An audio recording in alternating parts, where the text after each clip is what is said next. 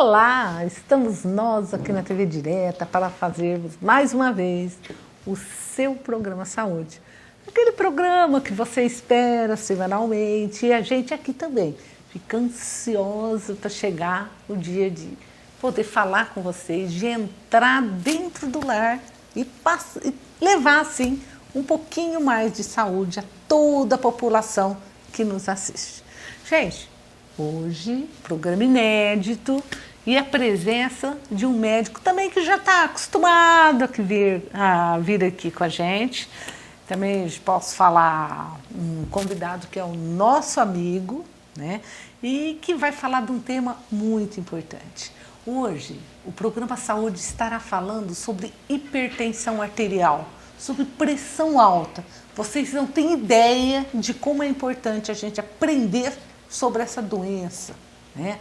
Como é importante a gente aprender a controlar a nossa pressão para não sofrer as consequências que isso pode levar ao nosso organismo.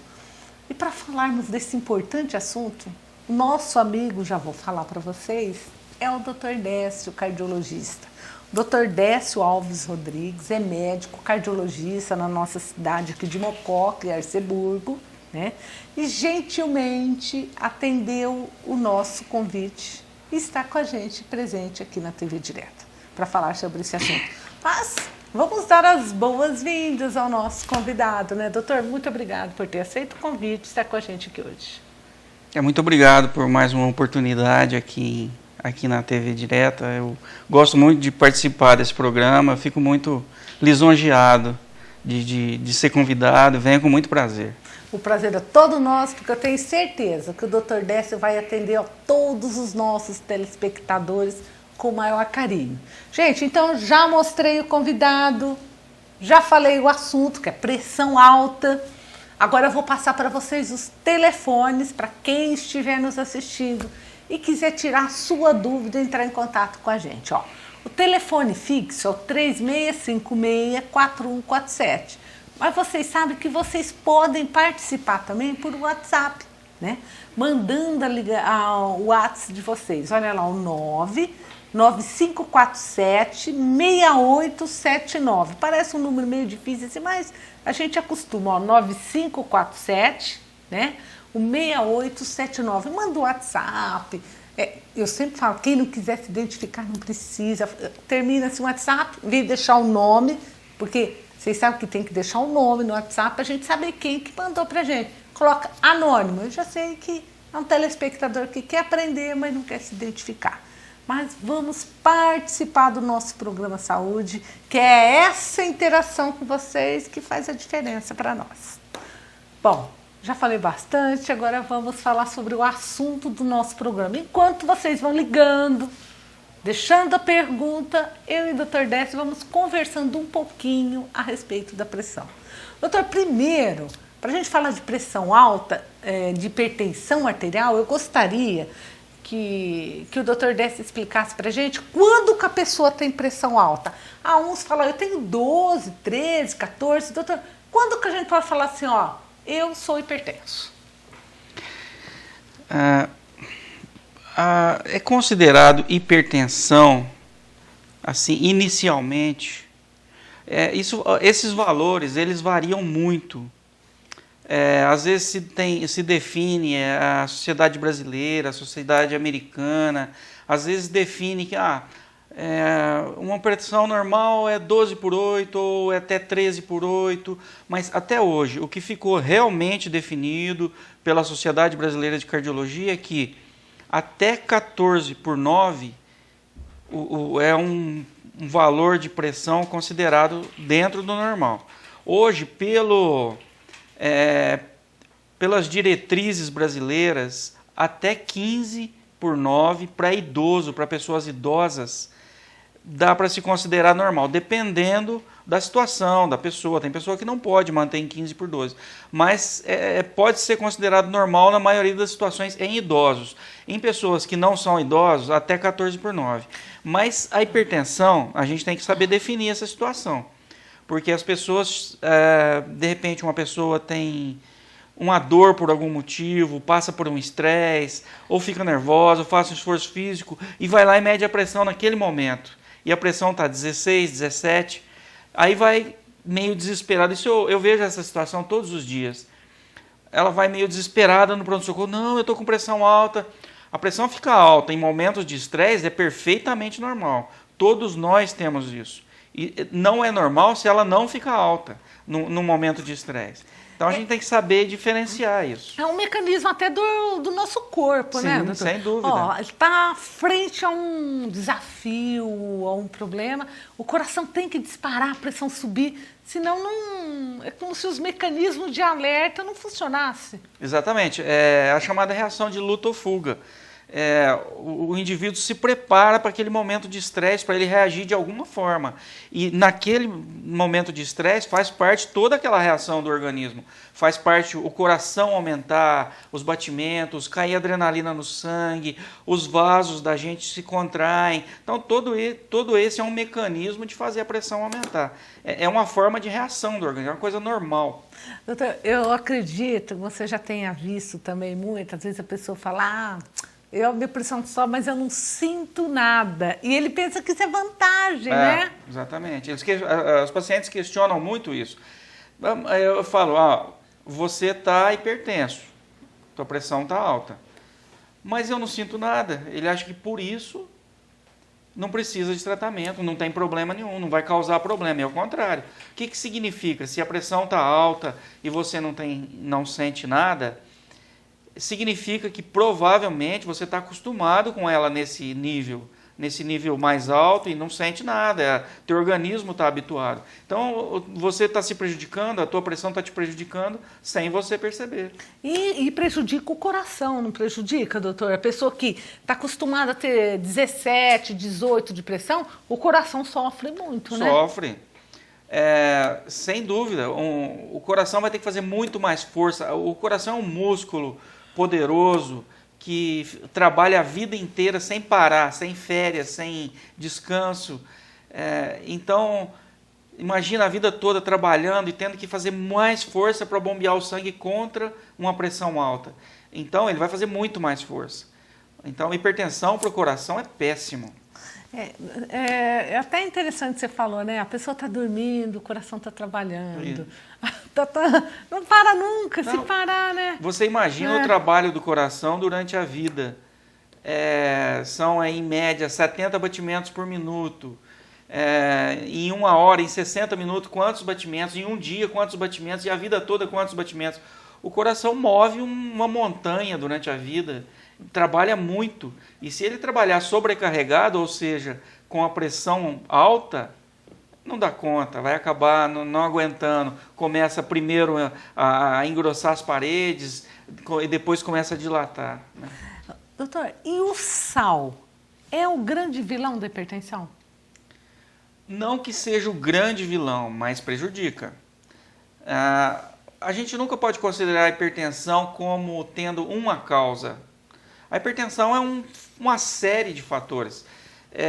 A hipertensão é por obesidade, por estresse, por sedentarismo, né? Porque é falta de atividade física, por certos medicamentos que causam hipertensão, por fator genético. Então você tem que considerar todos esses fatores juntos. Esses sim, juntos, são responsáveis pela hipertensão. O sal é um fator isolado que é assim, ele não obrigatoriamente ele vai provocar hipertensão. Existem pessoas que são mais sensíveis a sal, outras não. Então, agora, via de regra, a gente sempre recomenda. Para tratar a hipertensão, nós recomendamos sempre que se coma no máximo aí 6, 7 gramas de sal por dia. Isso contando café da manhã, almoço, jantar. Então, se você for dividir 6, 7 gramas de sal por dia em todas as refeições, é pouco, é uma pitadinha em cada uma, né? Então é pouco sal. Ninguém come só isso de sal por dia, né? O brasileiro tem um hábito, no geral, de comer mais de 10 a 12 gramas, na média, de mais de 10 a 12 gramas de sal por dia, o brasileiro. Bom, já estão chegando bastante perguntas para a gente, nós já vamos responder nas perguntas, os WhatsApp que estão chegando. E quem quiser ligar, ainda dá tempo. Ligue para a gente, faça seu questionamento, vamos aprender sobre esse importante assunto. Antes até de responder, eu gostaria de fazer uma pergunta para o doutor.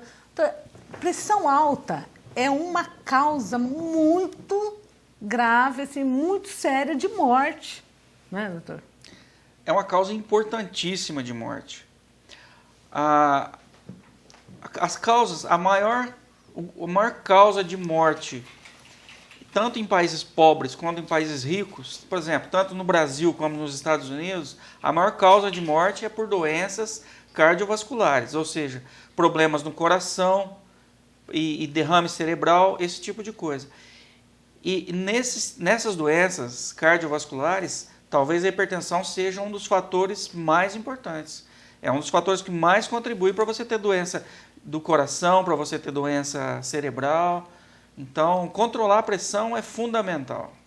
Bom, então vamos lá. A dona Odete já ligou para a gente para mandar um abraço ao doutor Décio, que ela está assistindo o programa lá. Ah, muito obrigado, dona Odete. Então, dona Odete, vamos aprender bastante sobre esse importante assunto, hein?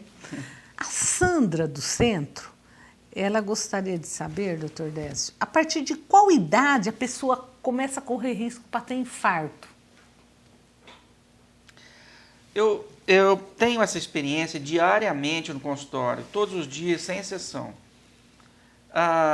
O infarto é muito raro em pessoas abaixo de 30 anos, é muito raro. Eu já tive criança, já tive experiência de criança de 6, 7 anos morreu de infarto, mas porque ela tinha um defeito nas artérias do coração que causou infarto. Então, é raro, muito raro.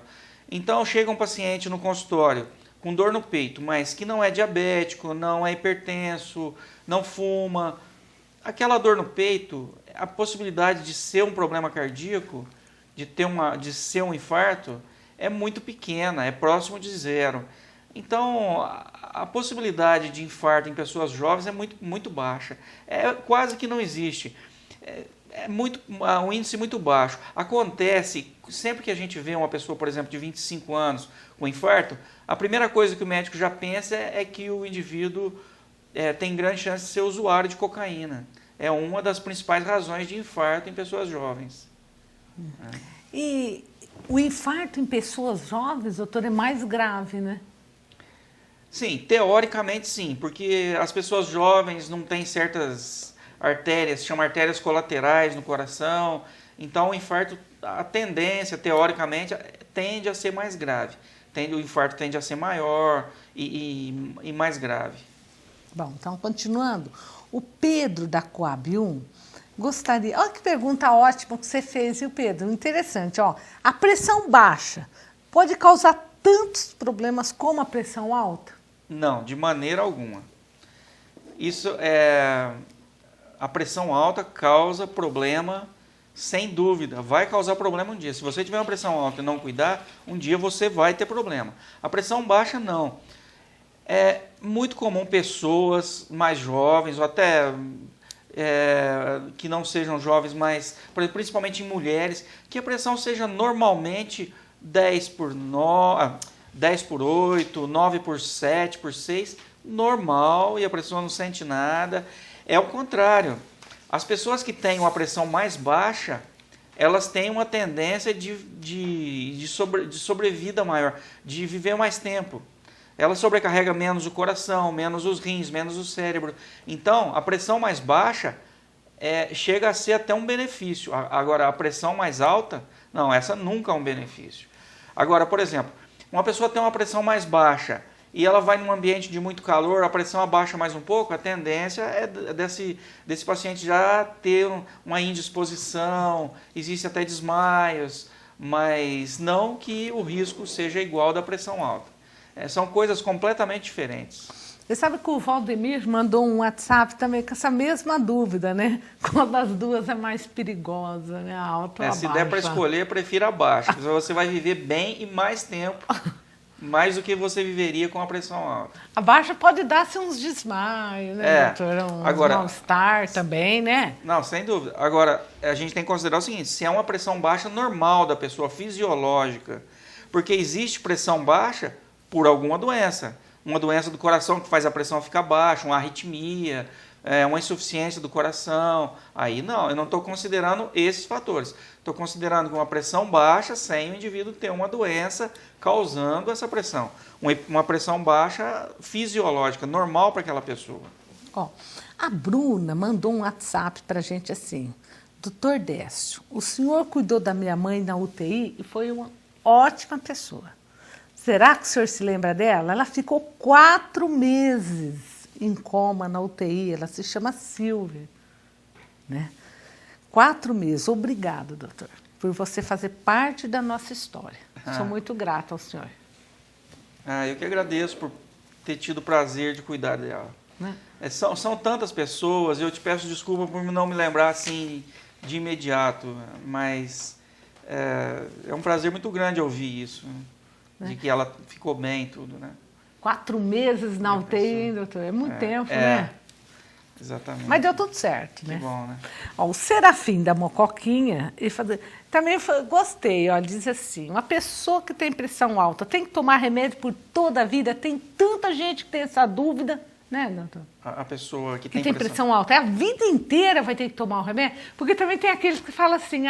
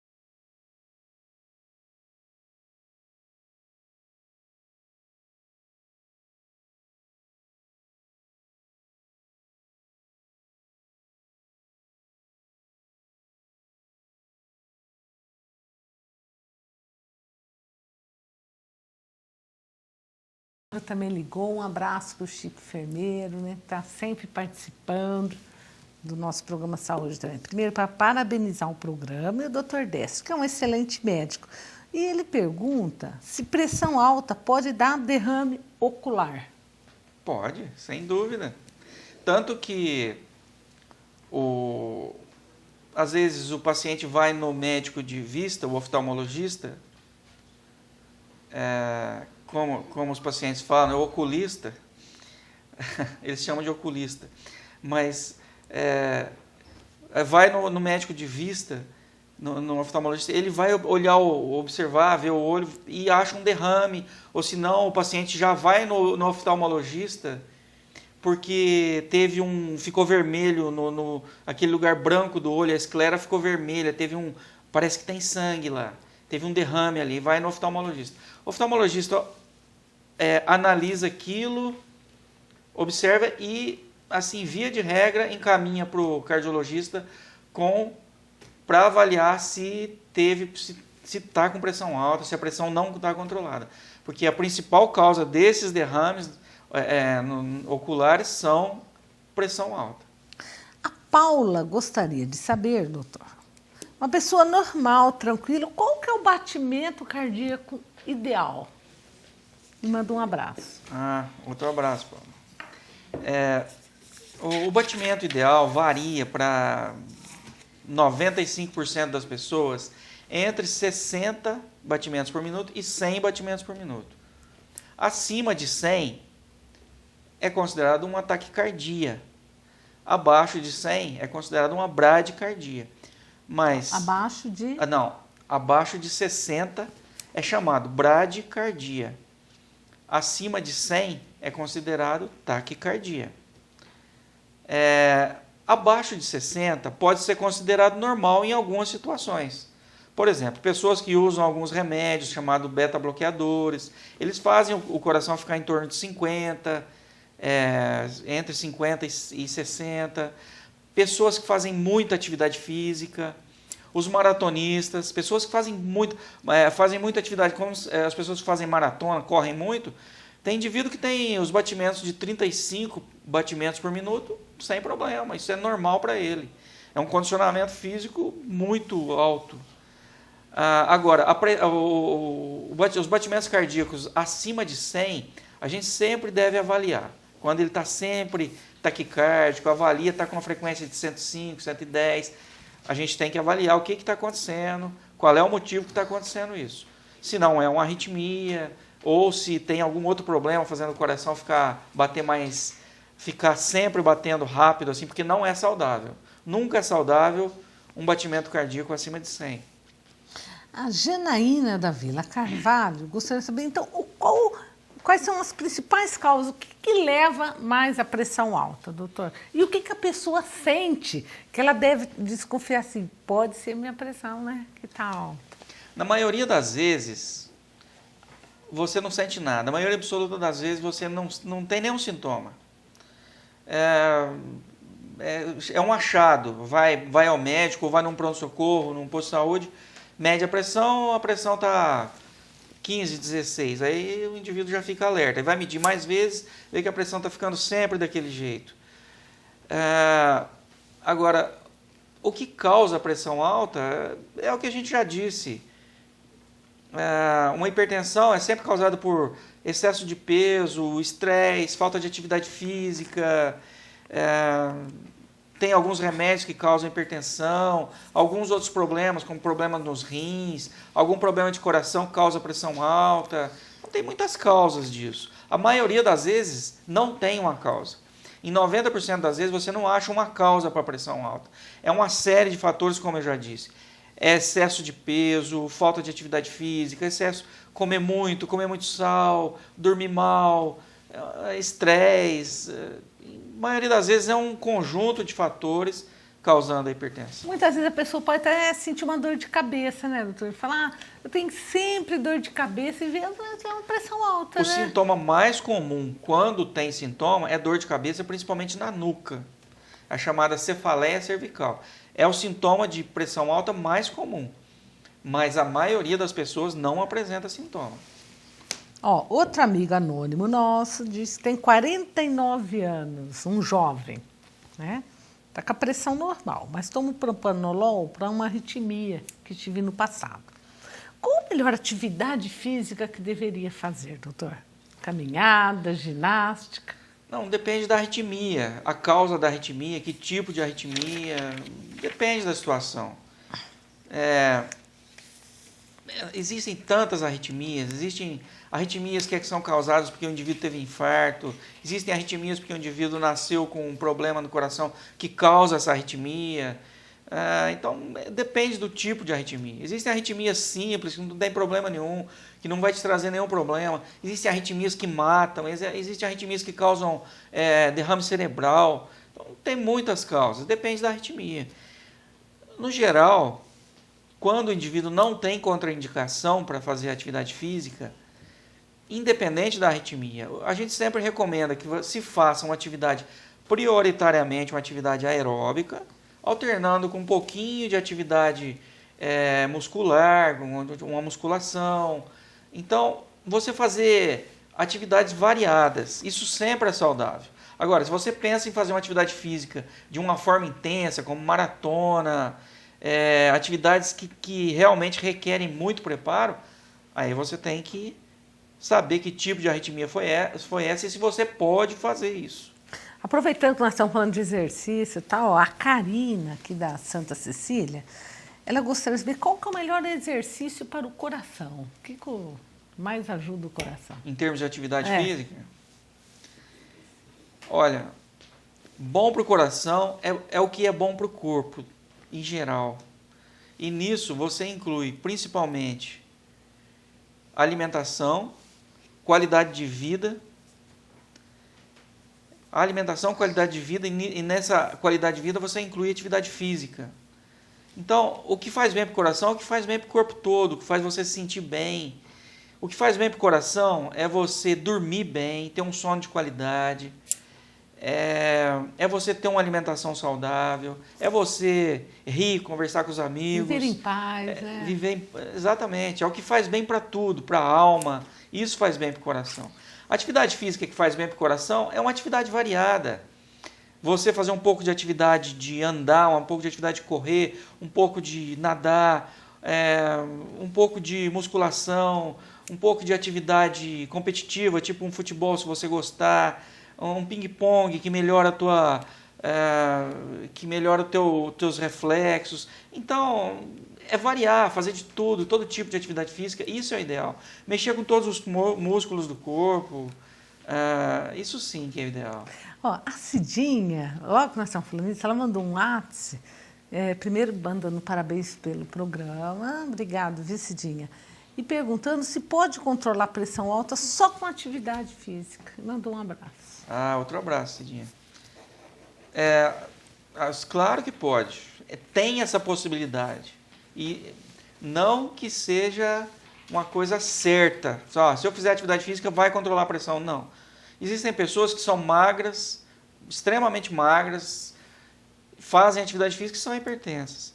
Agora, se o indivíduo tem um sobrepeso, se ele está acima do peso e quer tentar não usar o remédio, a primeira coisa é perder peso. Não tem outro caminho.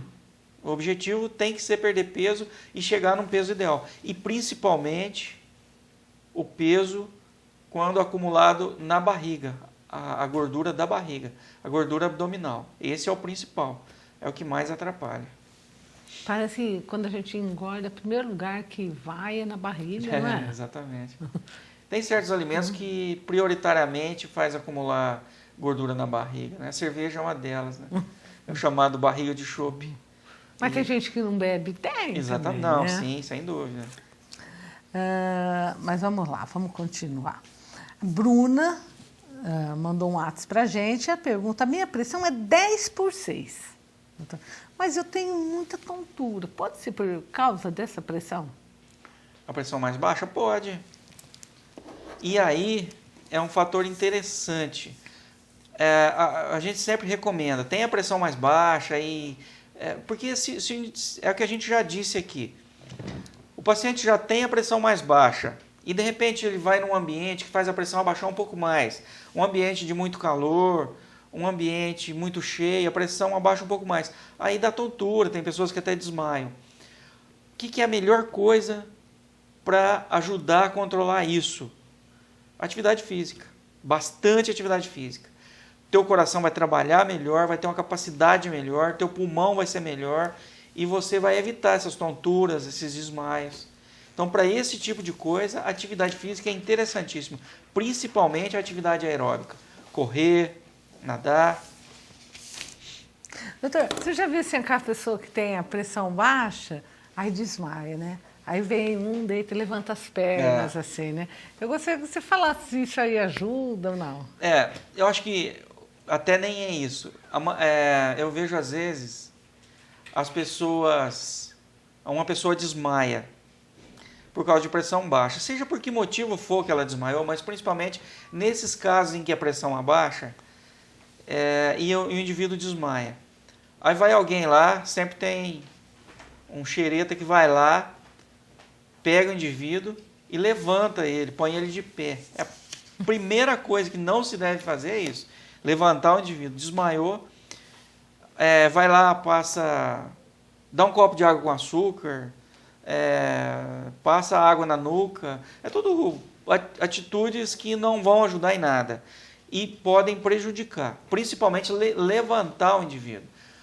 Nunca se deve levantar o indivíduo, deve deixar ele deitado. Levantar as pernas é uma atitude que ajuda a melhorar a pressão. E nunca dá nada para tomar, né, doutor? Não, isso é um absurdo, dar alguma coisa para tomar.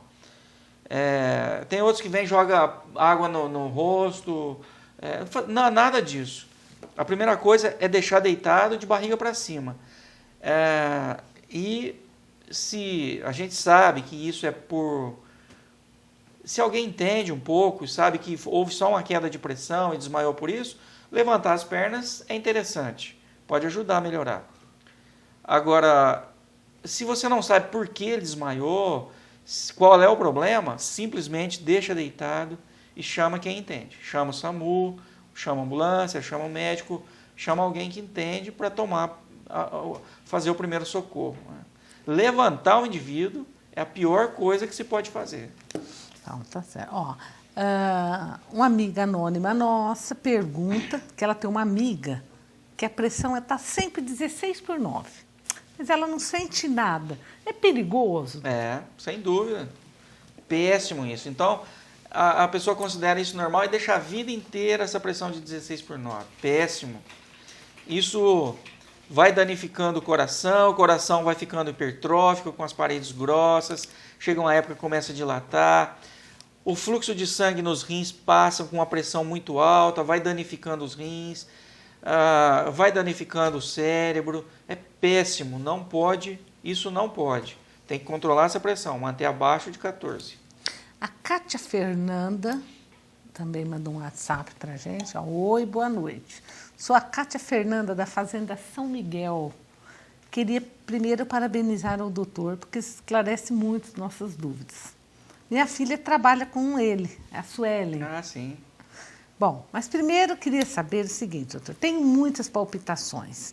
Quando isso acontece comigo, além das palpitações, tenho falta de ar. Isso pode ser causado por problemas de pressão? Obrigado e um beijo a todos. Obrigado pela ligação, Kátia. Olha, pode sim ser causado por problemas de pressão. Existem pessoas que simplesmente têm pressão alta. E quando a gente tem pressão alta, o coração bate com mais vigor, ele bate com mais força. E o indivíduo acha que aquilo é uma batedeira, que está com palpitação e acha que é uma arritmia. E isso é só o coração batendo mais forte por causa da pressão alta. Por outro lado, a palpitação pode ser uma arritmia.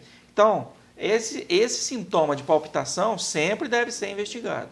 Deve-se, no mínimo, fazer um eletro, ser examinado, escutar o coração. É o mínimo que se tem que fazer, para ver se precisa de um tratamento, se é algum problema ou não. A Ivone, da Coab 2, pergunta se mulheres que tomam anticoncepcionais têm mais chances de ter problemas cardíacos. Ivone, teoricamente sim. Os anticoncepcionais, eles têm interferência, de certo modo, na coagulação do sangue. Tanto que pessoas que usam anticoncepcionais têm maior chance de terem embolia pulmonar, de terem trombose nas pernas. Então, consequentemente, é comum elas aumentarem de peso, obesidade, tudo. E, consequentemente, aumentam a pressão e isso pode causar problema de coração.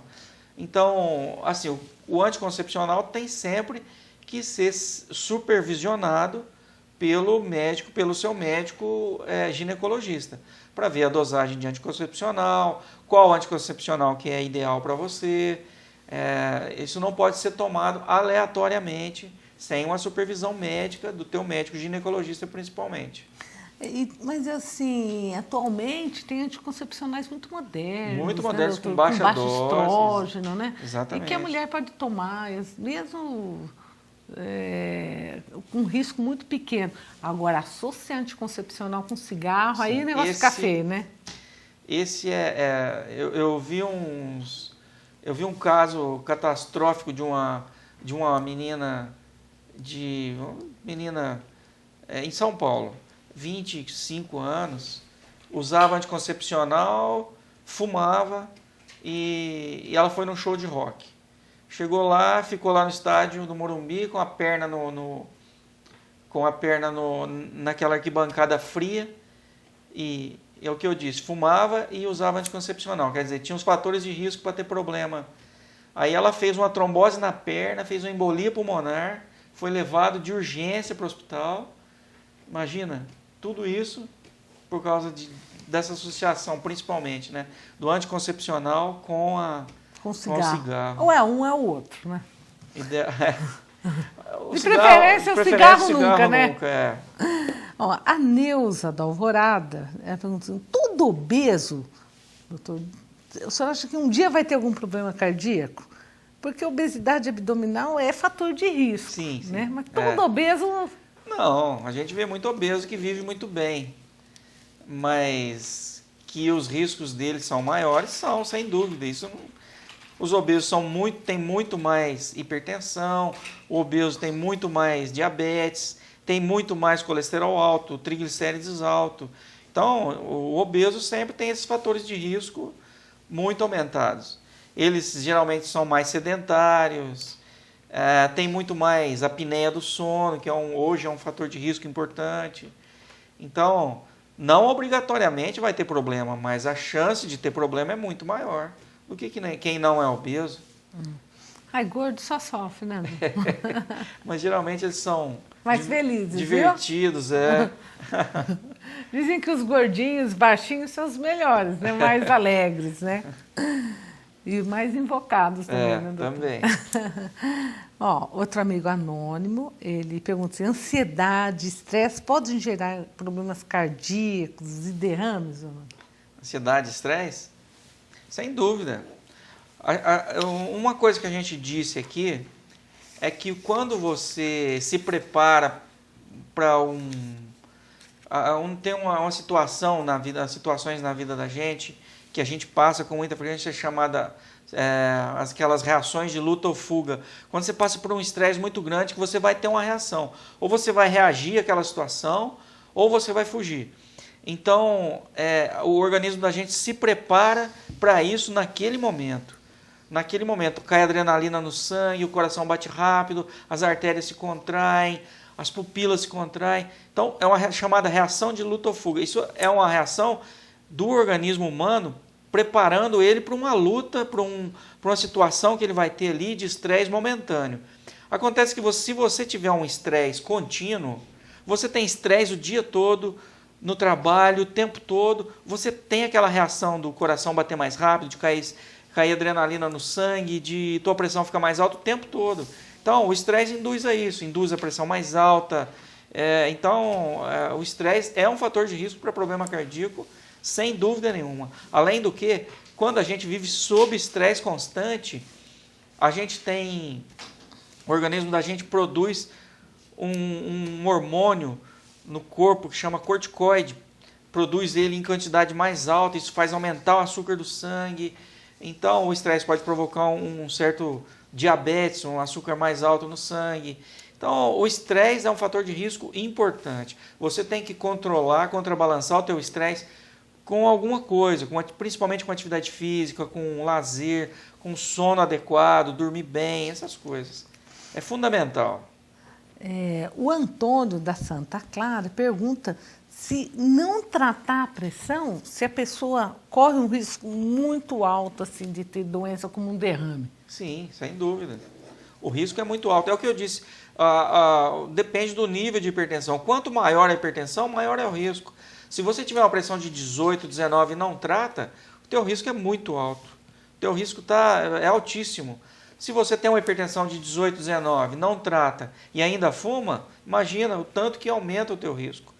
Então, a gente tem que tirar esses riscos, essas possibilidades de ter derrame, de ter infarto, tirando esses fatores de risco. Mas não é fácil, não. Não é fácil, mas não temos outra alternativa. Tem que fazer isso. Tem que se prevenir, né? O Luiz do Chico Piscina esteve internado e saiu do hospital tomando losartana de 50 miligramas 2 vezes por dia. Doutor, será que se eu mudar de vida, fazer alguma coisa, um dia eu consigo já, pelo menos, passar para um comprimido? Existe essa chance? Sim, sem dúvida existe. Depende do tipo de vida que está levando, da alimentação, da atividade física, do peso. Então tem essa possibilidade. Se você tem uma chance de diminuir ou de tirar o remédio da pressão, perder peso, manter o peso ideal, comer pouco e fazer atividade física. E dormir bem. É essa a possibilidade. Outro amigo anônimo pergunta, doutor, o que é sopro no coração? Assim, as pessoas veem hoje, todo mundo fala de sopro. É como se fosse uma doença no coração. Eu tenho um sopro, então eu tenho uma doença no coração. Não é assim. O sopro é um barulho que a gente pode ter no coração. Esse barulho é devido à passagem de sangue pelas válvulas do coração. Tem pessoas que o sangue passa pela válvula, faz esse barulho, mas o indivíduo não tem nenhum problema, não tem doença nenhuma no coração. Já tem pessoas que têm a válvula do coração estreitada e quando o sangue passa pela válvula faz um barulho. E esse barulho é como se você estivesse soprando. É o barulho de um sopro realmente. Então aí já é um sopro por um problema. Então você pode ter um sopro no coração e não ter nenhuma doença no coração. E pode ter um sopro no coração e ter um problema importante, ter que operar o coração. Então isso vai depender muito da avaliação do teu médico e dos exames que foram feitos. Só de escutar o teu coração, um médico experiente vai saber se o teu sopro é por um problema ou se é um sopro por é o chamado sopro inocente, um sopro normal do teu coração. A Fofa também está assistindo o programa, um abraço para a Rosana, né? Parabenizo o programa, mando um abraço para o Dr. Décio pelo profissionalismo, um abraço à doutora Eliana, que está muito bonita. Fofa, muito obrigado. Então, vamos fazer um agradecimento ao Vanderlei, cabeleireiro, a Caterine, a todo o pessoal, né, que hoje, gentilmente, né, me ofereceram de presente, né, todo o processo, né, de maquiagem, cabelo. Então, um grande abraço a vocês e muito obrigado, né, pela colaboração de hoje, pelos elogios, né, principalmente aqui, a Fofa que ligou. Então, um abraço ao Vanderlei, um abraço à Caterine e a todo o pessoal. A Marilda de Arceburgo, primeiro, parabeniza o programa, mas gostaria mesmo de agradecer o carinho e os cuidados especiais que o doutor teve com o João, aqui de Arceburgo. Um abraço da Marilda. O João é um paciente especial de Arceburgo. Ele tem síndrome de Down e as pessoas que têm síndrome de Down, é comum nascerem com um problema no coração. E o João foi esse caso. Por acaso, um dia eu estava em São Paulo, eu fazia cardiologia. Um dia eu estava atendendo lá no hospital lá que o João acompanhava no INCOR. Eu estou atendendo assim que eu olho na ficha Arceburgo. Você falou, não. Não acredito. Mundo pequeno, né? Era o João, a primeira vez foi quando eu conheci o João. A partir daí a gente acompanha. O João, ele tem um problema que ele tem que fazer sangria, tirar sangue, por causa que o sangue dele fica muito grosso, tudo. Então a gente sempre conversa e vê esses detalhes. O João é muito simpático. É. Quantos anos o João já tem? Eu acho que o João deve ter por volta de 30, 35 anos. Então, um abraço, João, para você aí que estiver nos assistindo. Bom, a Elaine gostaria de perguntar para o Dr. Décio que ela tem vários cálculos no rim. E a pressão é sempre 11/9, mas quando dá a cólica, minha pressão vai a 14/9. Por quê, doutor? Por causa da dor? A dor é um momento de estresse intenso. Se a tua pressão não subir a hora que você tiver com uma dor intensa dessa, tem alguma coisa errada. Isso é perfeitamente normal. Ninguém fica com dor intensa, com muita dor, sem a pressão subir. É um momento de estresse extremo e o organismo reage. Uma das coisas que acontece é subir a pressão. Perfeitamente normal, sem problema nenhum. E, Elaine, é importante a gente frisar, tudo bem que a sua pressão sobe, mas como ela só sobe nesse momento, você não é hipertenso. Exatamente. Né, doutor? Isso não é hipertensão. Isso é um momento de estresse e de hipertensão normal do estresse. A Priscila diz que tem pressão baixa. Já aconteceu dela aí 13/9, aí passo mal. Isso aconteceu uma vez, passei mal demais, doutor, com uma pressão de 13. Pode acontecer isso? Pode, é interessante essa situação. Isso não é uma hipertensão, mas o indivíduo sente mal. Principalmente mulheres jovens, é comum elas terem pressão de 10, de 9, por 7, por 6. A vida toda com essa pressão bem baixinha. Em algum momento, por algum motivo, essa pressão sobe para 13. Não é uma pressão alta, não é uma hipertensão. Mas como ela estava habituada com uma pressão de 10, de 9, isso para ela é como se fosse uma hipertensão. E ela tem um mal-estar intenso, dor de cabeça, às vezes até vontade de vomitar. Então, acontece, sem dúvida. Nessas situações, o que a pessoa tem que fazer... eu tenho pressão de 9, de repente ela subiu para 13 e eu estou me sentindo mal. Deita, respira fundo, relaxa, a pressão vai voltar ao normal, sem dúvida nenhuma. Você vai melhorar sem medicação. Deita, relaxa, respira fundo. A gente tem assim, muitos remédios para baixar a pressão, mas para subir não, né? Não se usa. Minha mãe quer saber sobre... Ela disse o seguinte, que o excesso de sal faz mal para a pressão. Só que ela tem problema de tireoide e precisa de iodo. Então, o que fazer, doutor? Eu sou da Coab 2 e assisto sempre o programa. Muito obrigada pela audiência sua, então. Então, mas o iodo, ele não é obrigatório você comer o cloreto de sódio com iodo no meio para você adquirir o iodo. Tem outras fontes de iodo. Tem alimentos que têm iodo, frutos do mar, tem muitos alimentos que têm iodo, que a tua nutricionista pode te orientar que não seja o sal. Não obrigatoriamente você tem que comer sal para adquirir o iodo. O João da Santa Rosa disse que a pressão dele é normal. Mas, às vezes, quando ele bebe cerveja, assim, tomava uma cerveja, ele tinha palpitações, falta de ar. Aí parou de beber e com o tempo ele melhorou. Agora ele voltou a tomar de novo e sente isso aí, doutor. Mas será que tudo isso tem relação com a bebida? Tem, sim, sem dúvida. A bebida faz o coração bater mais rápido, o álcool causa palpitação, causa aumento de pressão, principalmente se for usado com muita frequência. A bebida alcoólica tem que ser quem quer usar tem que ser de forma moderada e não pode ser frequente. O ideal é que seja aí 1 a 2 vezes por semana em pequena quantidade. É porque a pessoa quer beber e quer aproveitar. Então, se você quer tomar cerveja todo dia, 2 garrafas, 3 garrafas todo dia, e não quer engordar, não quer ficar com a pressão alta, não tem jeito. Vai engordar, vai aumentar a barriga, vai ficar com a pressão alta. Tem que ser tudo em excesso, não faz bem, mas principalmente a bebida alcoólica.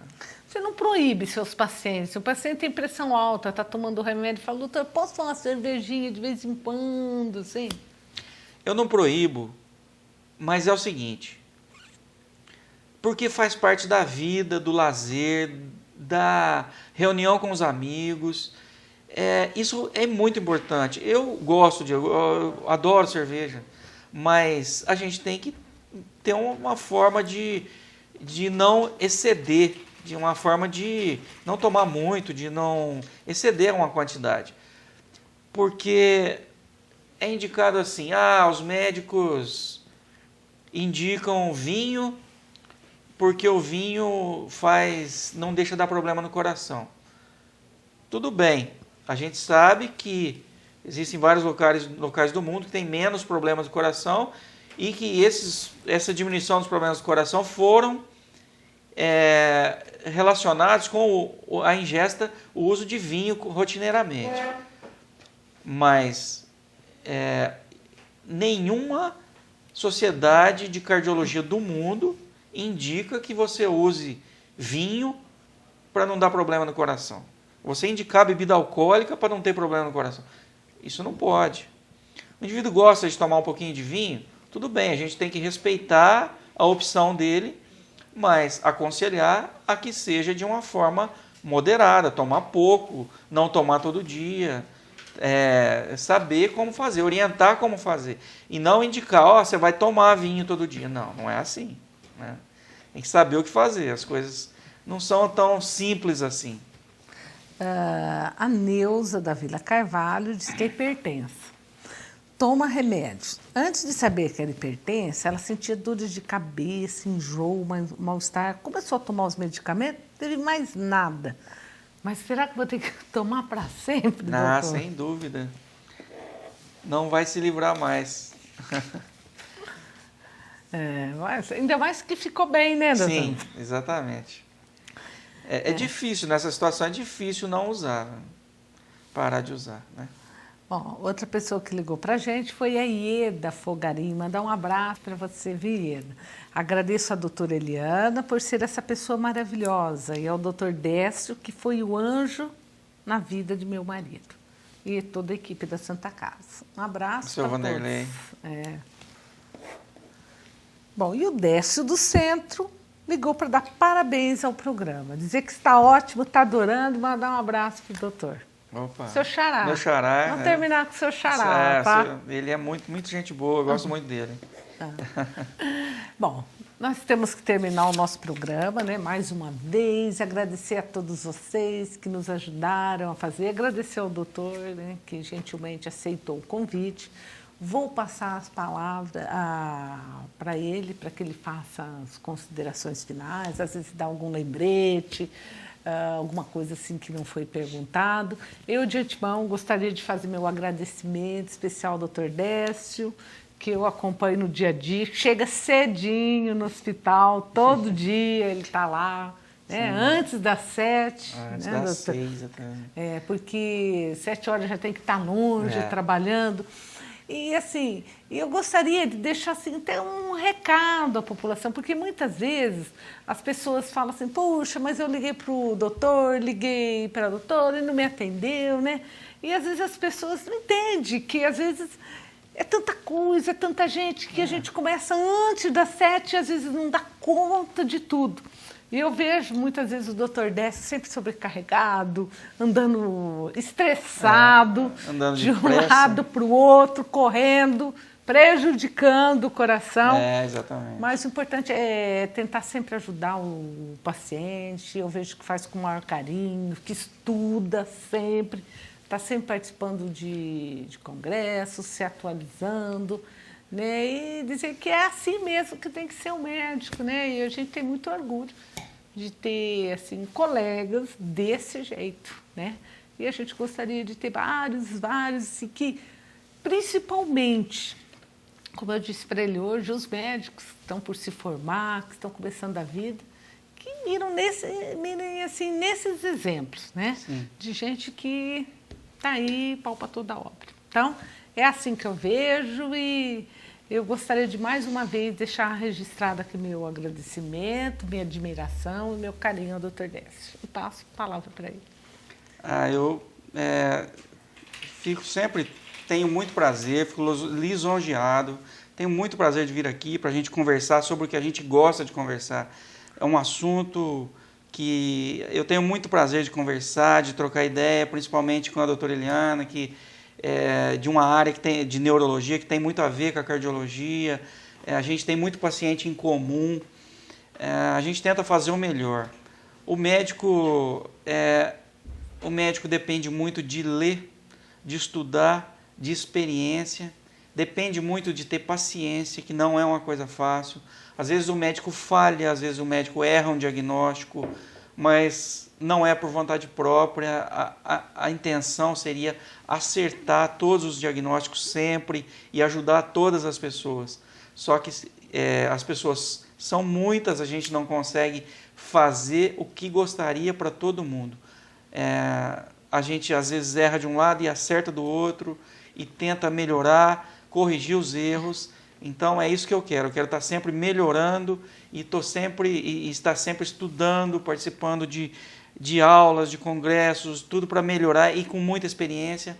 E estarei sempre também pronto para vir aqui para a gente discutir as coisas como a gente sempre faz.